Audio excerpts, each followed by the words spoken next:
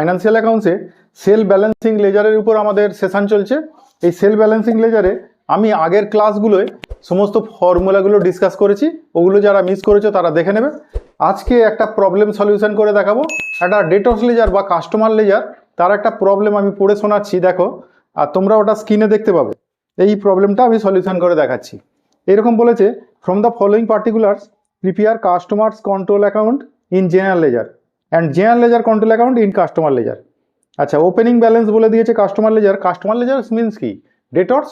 তাহলে debtors ledger, customer ledger বা sale ledger একই কথা। হ্যাঁ, এর ওপেনিং ব্যালেন্স বলেছে 1 তারিখে ওপেনিং ব্যালেন্স ডেবিটেও দিয়েছে, ক্রেডিটেও দিয়েছে।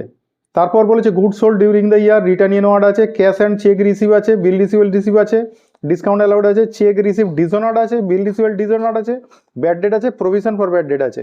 আর বলেছে an amount of rupees 1600 is to be transfer to supplier ledger from customer ledger. Customer ledger থেকে সাপ্লায়ার লেজারে ট্রান্সফার করতে বলেছে একটা 1600 টাকা। আর ক্লোজিং ব্যালেন্স ইন কাস্টমার লেজারের একটা ক্রেডিট ব্যালেন্স বলে দিয়েছে 3000 টাকা। এই বলেছে। দেখো, এই প্রবলেমটা সলিউশন করলে আমরা যখন ডেটর্স লেজার করছি, আমরা জানি নর্মালি ডেটর্স কি বা কাস্টমার কি? কাস্টমার আমাদের অ্যাসেটস। তা যে কোনো অ্যাসেটসের ওপেনিং ব্যালেন্স কী হবে? ডেবিট। তাহলে আমরা কাস্টমার লেজারে ওপেনিং ব্যালেন্স কোথায় লিখবো? To balance BD. তাহলে কাস্টমার লেজারে কিন্তু ওপেনিং ব্যালেন্সটা এরা দুদিকেই বলেছে, ডেবিটেও বলেছে, ক্রেডিটেও বলেছে। তাহলে আমরা টু ব্যালেন্স বিডি বলে আমরা ডেবিটটা ডেবিট দিকে লিখলাম, ক্রেডিটটা ক্রেডিট দিকে লিখলাম। আগেও ডিসকাস করেছি কেন ক্রেডিট হয়। কোনো কাস্টমার আছে, তারা ধরো ওভার পেমেন্ট করে দিয়ে চলে গেল। তাহলে ওভার পেমেন্ট করে দিয়ে চলে গেলে কি হয় বলো তো? তাহলে ওই পয়সাগুলো আমাদের থেকে তারা পায়, আমরা বেশি নিয়ে নিই। তাহলে আমাদের থেকে তারা পায় মানে তারা আমাদের কি পাওনাদারের মতো ট্রিট হয়। তো কিন্তু আমরা তো তাকে ক্রেডিটর্সে ট্রান্সফার করতে পারবো না, সে তোমার কাস্টমার, সে আমার থেকে গুডস কেনে। সেই জন্য তার ব্যালেন্সটাকে আমরা কাস্টমার অ্যাকাউন্টেই কোন দিকে রেখে দিয়েছি? ক্রেডিট দিকে। ঠিক আছে। এরপর কাস্টমার যত বাড়বে টু দিকে করব, আর কাস্টমার যত কমবে বাই দিকে করব। তাহলে এখানে ক্রেডিট সেল বলেছে, আমরা কিন্তু লিখবো যখন ইন জেনারেল লেজার, তার আন্ডারে আমরা করছি debtors ledger adjustment account. General লেজারের আন্ডারে ডেটর্স লেজার বা কাস্টমার লেজার বা সেলস লেজার অ্যাডজাস্টমেন্ট অ্যাকাউন্ট খুলেছি। তাহলে তাতে আমরা যখন ডেটর্স লেজার করছি তখন আমরা লিখবো to general ledger adjustment account লিখে তার আন্ডারে আমরা যত বাড়বে টু দিকে লিখবো, আবার এই দিকেও by general ledger adjustment account লিখে তার আন্ডারে যত কমবে বাই দিকে লিখবো, লিখে আমরা প্লাস মাইনাস করব। ঠিক আছে। হ্যাঁ, তাহলে আমাদের ক্রেডিট সেল হয়েছে। ক্রেডিট সেল হলে কি হয়? কাস্টমার বাড়ে। তাহলে কাস্টমার বাড়ে মানে কোন দিকে লিখবো? টু দিকে। ওই জেনারেল লেজারের আন্ডারে লিখছি টু দিকে, টু ক্রেডিট সেল বলে। তাহলে আমরা জেনারেল লেজার অ্যাডজাস্টমেন্টের আন্ডারে ক্রেডিট সেলটা ইনার কলমে কেন লিখলাম? আমরা জেনারেল লেজার অ্যাডজাস্টমেন্ট অ্যাকাউন্ট কবার লিখেছি? একবার। তাহলে এখান থেকেও অ্যামাউন্ট কতবার বাইরে যাবে? একবারই বাইরে যাবে। সেই রকম এখানে রিটার্ন ইনওয়ার্ড আছে। তাহলে রিটার্ন ইনওয়ার্ড থাকলে কি করবো আমরা? রিটার্ন ইনওয়ার্ড থাকলে by general ledger adjustment account লিখেছি, তার আন্ডারে রিটার্ন ইনওয়ার্ড লিখি। রিটার্ন করলে কি হবে? সেল হয়েছে, ডেটর্সকে বাড়িয়েছি, ডেটর্সটা রিটার্ন দিচ্ছে, কি করবো? ডেটর্সকে কমাবো। তাহলে কমিয়েছি, বাই দিকে এন্ট্রি করেছি। ক্যাশ অ্যান্ড চেক রিসিভ করেছি, তাহলে সেটাকেও বাই দিকে লিখেছি। বিল রিসিভেল রিসিভ করেছি, সেটাকেও কমিয়েছি। ডেটেরা পেমেন্ট দিচ্ছে, পেমেন্ট দিলে কি হবে? কমে যাবে, বাই দিকে করেছি।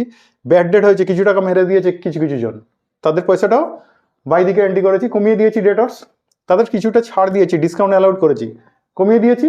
এবার এই চেক আর এই বিল রিসিভেল যে রিসিভ হয়েছে, দুটো মানে চেক একটা আর একটা বিল রিসিভেল ডিসঅনার্ড হয়েছে, তাহলে আবার ডেটর্স বেড়ে যাবে। তো তারা পেমেন্ট দিয়েছিল, তাদের কমিয়েছিলাম, তাহলে সেই চেক যদি ডিসঅনার্ড হয়ে যায় তাহলে ডেটর্সকে আবার বাড়াবো। তাহলে টু চেক ডিসঅনার বলে লিখলাম টু দিকে, আবার বিল রিসিভেল ডিসঅনার্ড বলে লিখলাম টু দিকে। তাহলে এই টু জেনারেল লেজারের আন্ডারে আমরা এইগুলোকে লিখলাম। এই সমস্ত তিনটেকে প্লাস করে আমরা একবার অ্যামাউন্ট বাইরে পাঠালাম। আর একটু মনে রাখবে, আমি এখানে অ্যাডজাস্টমেন্ট এডি যে দিয়ে ছেড়ে দিয়েছি, তোমরা কিন্তু স্পেলিং করে পুরো লিখবে। ঠিক আছে, নইলে নাম্বার কাটবে পরীক্ষায়। এরপর বাই দিকে যে টোটালটা হয়েছে সেটাও আমরা একবার প্লাস করে বাইরে পাঠিয়ে দিয়েছি। এরপর বলেছে আমাদের ডেটর্স থেকে ক্রেডিটর্সে কিছু টাকা ট্রান্সফার করা হয়েছে। ধরো একই কাস্টমার, আমার একদিক দিয়ে সে কাস্টমার, আবার আর একদিক দিয়ে সাপ্লায়ার। সে যে গুডসটা হয়তো কারবার করে সেই গুডসটা আমরা নিয়েছি, আর আমরা যে গুডসটা কারবার করি সেই গুডসটা ও কিনেছে। তাহলে দুজনের মধ্যে অ্যাডজাস্ট হয়ে যায় যে অ্যামাউন্টটা, সেটাকে মিউচুয়াল সেট আপ করতে হয়। সেই মিউচুয়াল সেট আপের জন্য ডেটর্স কমে যায়, আবার ক্রেডিটর্সও কমে যায়। তা ডেটর্স কমালে কোন দিকে করবো? ডেটর্সে বাই দিকে। কি বলে কমাবো? ক্রেডিটর্স লেজার অ্যাডজাস্টমেন্ট অ্যাকাউন্ট বলে। তাহলে ক্রেডিটর্স লেজার অ্যাডজাস্টমেন্ট অ্যাকাউন্ট বলে আমরা 1600 টাকা কমিয়ে দিয়েছি। দেওয়ার পর ওরা কিন্তু ক্লোজিং ব্যালেন্স দেখবে একটা বলে দিয়েছে credit balance of customer ledger 3000 টাকা। এবার আমাদের যেগুলো ওরা দেয় না সেগুলো বিডি করে দেয়, কিন্তু আমরা অঙ্ক ক্লোজ করলে কি করব, আমাদের তো চাই সিডি। তাহলে ওরা ক্রেডিট ব্যালেন্স বলেছে, তাহলে আমরা লিখবো কোথায়, উল্টো দিকে সিডি করে ডেবিট দিকে লিখবো। তাহলে ডেবিট দিকে লিখলাম টু ব্যালেন্স সিডি 3000 টাকা। ঠিক আছে, এইবার আমরা টু দিকে টোটাল করে আমরা বাই দিকে যেটুকু কম পড়ছে সেটা বাই ব্যালেন্স সিডি বের করলাম, মানে এই ডেটর্সদের থেকে টাকা আমরা পাবো, আর এইটা যেটা আছে এই ডেটর্সটা বা এই কাস্টমারটা আমাদের থেকে পয়সা পাবে, সেই জন্য তারটা উল্টো দিকে লিখে দিচ্ছি। তাহলে ঠিক আছে, বোঝা গেছে। এবার এইটা ছাড়া আমাদের আসতে পারে আর কি কি এন্ট্রি আসতে পারে, মাঝে মাঝে দেখবে ইন্টারেস্ট চার্জ করি, তাহলে কোথায় লিখবো, ডেটর্সে টু দিকে।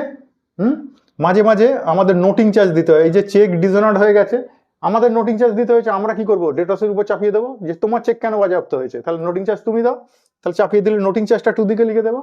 ঠিক আছে, এইগুলো এক্সট্রা থাকতে পারে এইখানে টু দিকে। আর বাই দিকে মোটামুটি ধরো যা আছে ঠিকই আছে, বাই দিকে আর এক্সট্রা থাকে মাঝে মাঝে অ্যালাউন্স গিভেন, সেই অ্যালাউন্সও ডিসকাউন্ট অ্যালাউডের মতোই বাই দিকে আমরা লিখে দিই। ঠিক আছে, এছাড়া সমস্ত কিছু যা আছে ফরম্যাট অনুযায়ী সব কিছুই এখানে দেওয়া আছে। তাহলে এই হলো তোমাদের কাস্টমার লেজার বা ডেটর্স লেজার। এইরকমই একটা প্রবলেম পরের ক্লাসে আমি সাপ্লায়ার লেজারে করে দেবো। ঠিক আছে, তারপরে আমরা ক্লাসে চেষ্টা করব সাপ্লায়ার লেজার আর কাস্টমার লেজার দুটো একসঙ্গে কি করে করবে সেরকম একটা ক্লাসে করে দেব। ঠিক আছে, আজকের মতো এটুকু, টাটা।